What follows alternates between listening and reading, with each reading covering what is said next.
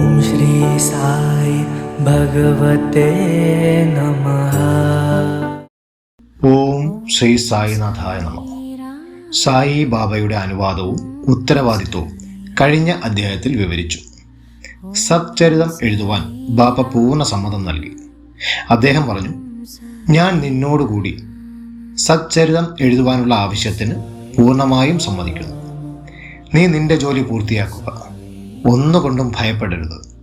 മനസ്സിനെ ദൃഢമാക്കി എൻ്റെ വാക്കുകളിൽ വിശ്വസിക്കുക. എൻ്റെ ലീലകൾ എഴുതിയാൽ അവിദ്യ തീരെ ഇല്ലാതാകും. അവയെ വളരെ സൂക്ഷ്മതയോടെ കേട്ടാൽ ഈ ലോകത്തിൽ ജീവിക്കുന്നതിൻ്റെ ആവശ്യകത മനസ്സിൽ നിന്നും കുറയും. ഭക്തിയും സ്നേഹവും വർദ്ധിക്കും. ഏതൊരുവൻ എൻ്റെ ലീലകൾക്കുള്ളിൽ ആഴത്തിൽ മുഴുകുന്നുവോ അവന് വിലമതിക്കാനാകാത്ത ബുദ്ധി എന്ന രത്നം സിദ്ധിക്കുന്നതാണ്. ഇത് കേട്ട കഥാനായകൻ വളരെ സന്തോഷിച്ചു. ഉടനടി അദ്ദേഹം ധൈര്യം നിറഞ്ഞവനും ഭയം തീരെ തീർന്നവനുമായി. താൻ ഉദ്ദേശിക്കുന്ന ജോലി വിജയകരമാകുമെന്ന ബോധ്യവും വന്നു. പിന്നെ ഷാമ, അതായത് മാധവറാവ് ദേശ്പാണ്ഡെയെ നോക്കി ബാബ പറഞ്ഞു, യാതൊരുവൻ സ്നേഹത്തോടുകൂടി എൻ്റെ നാമം ഉച്ചരിക്കുന്നുവോ അവൻ്റെ ആഗ്രഹങ്ങളെല്ലാം സാധിക്കും. അവൻ എൻ്റെ ജീവിതത്തെപ്പറ്റിയും ഞാൻ ചെയ്യുന്ന കാര്യങ്ങളെക്കുറിച്ചും പാടിയാൽ ഞാൻ അവൻ്റെ മുന്നിലും പിന്നിലും എല്ലാ ഭാഗങ്ങളിലും അവനോടൊപ്പം നിലകൊള്ളും.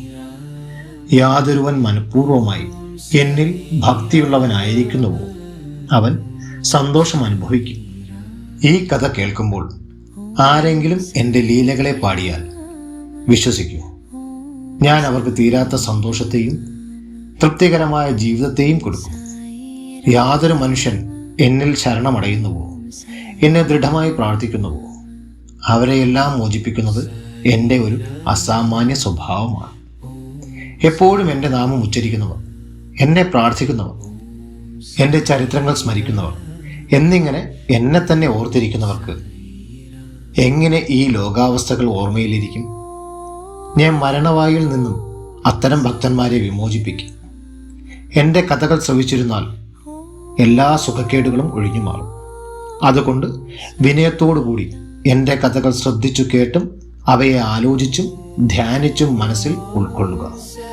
ഇതാണ് തൃപ്തിക്കും സുഖത്തിനുമുള്ള വഴി. എൻ്റെ ഭക്തന്മാരുടെ അഹങ്കാരവും ഞാൻ എന്നുള്ള ബോധവും ഇല്ലാതാകും. മാത്രമല്ല, ശ്രോതാക്കളുടെ മനസ്സിന് ശാന്തതയും ലഭിക്കും. ആർക്ക് പരിപൂർണ വിശ്വാസമുണ്ടോ അവർ ഏറ്റവും ബോധമുള്ളവരായിരിക്കും. എൻ്റെ എളിയ നാമം സായി സായി കേൾക്കുകയോ ഉച്ചരിക്കുകയോ ചെയ്താൽ പാപങ്ങൾ ഇല്ലാതായി തീരും. ശ്രീ സായിനാഥന് നമസ്കാരം. എല്ലാവർക്കും നിർവിധി ലഭിക്കട്ടെ.